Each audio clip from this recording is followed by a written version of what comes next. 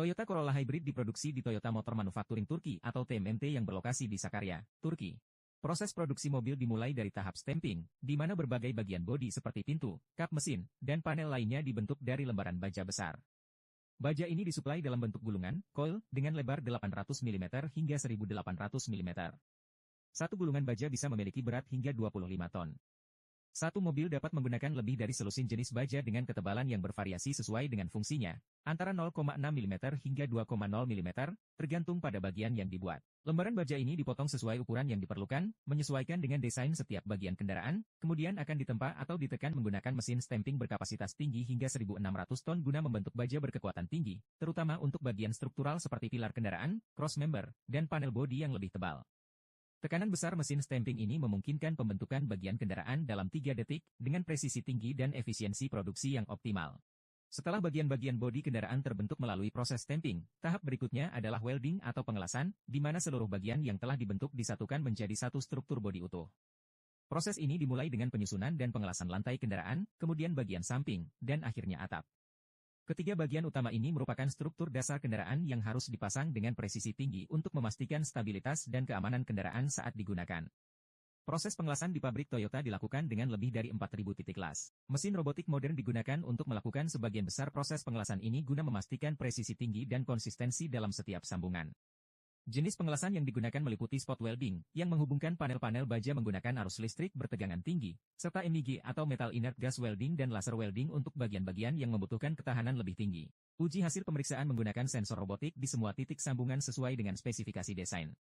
Lubang-lubang yang ada di setiap bagian bodi digunakan sebagai titik referensi penempatan sensor robotik yang menggunakan teknologi laser atau kamera 3D untuk mengukur posisi dengan akurasi tinggi.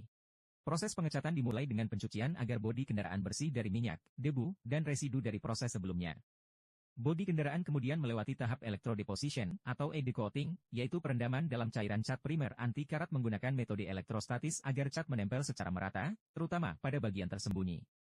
Setelah itu, bodi dikeringkan dalam oven bersuhu tinggi agar lapisan primer mengeras sempurna.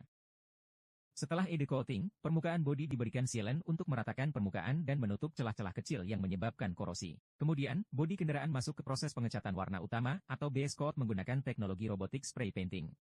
Setiap lapisan cat dikeringkan dalam oven agar warna lebih kuat dan tahan lama. Selanjutnya melapisi bodi dengan clear coat, yaitu lapisan bening yang berfungsi melindungi cat warna dari goresan, sinar UV, dan faktor lingkungan lainnya.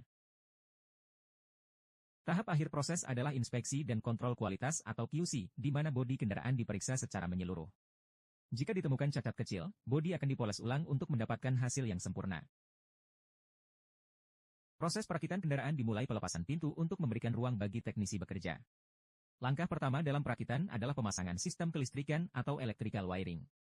Kabel-kabel utama yang menghubungkan berbagai sensor, lampu, sistem infotainment, serta kontrol elektronik dipasang secara teliti.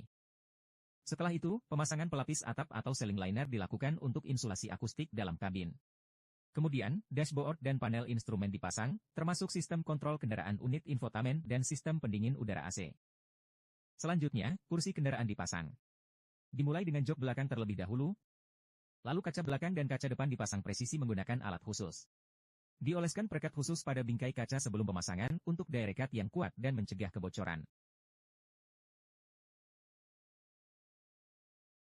Sebelum engine hybrid dipasang, insinyur melakukan inspeksi ruang engine untuk memastikan komponen pendukung siap menerima engine, seperti dudukan engine, kabel harness utama, modul kontrol ECU, jalur pendingin seperti radiator dan selang-selangnya.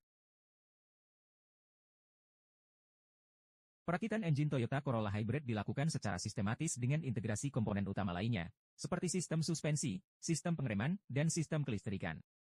Setelah engine 1,8L Atkinson cycle dan motor listrik dipasang ke dalam subframe depan, unit ini kemudian dipasangkan dengan sistem transmisi CVT yang menghubungkan tenaga engine dan motor listrik ke roda depan.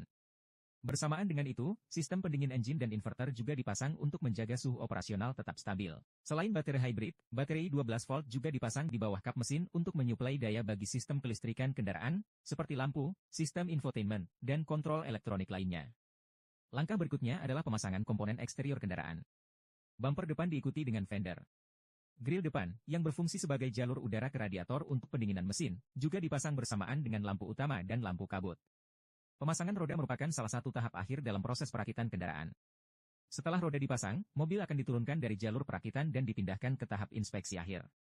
Pada tahap ini, berbagai pengujian dilakukan untuk memastikan semua sistem berfungsi dengan baik, termasuk uji kelistrikan, pengereman, keseimbangan roda, serta uji jalan untuk mengevaluasi performa kendaraan sebelum dikirim ke pelanggan.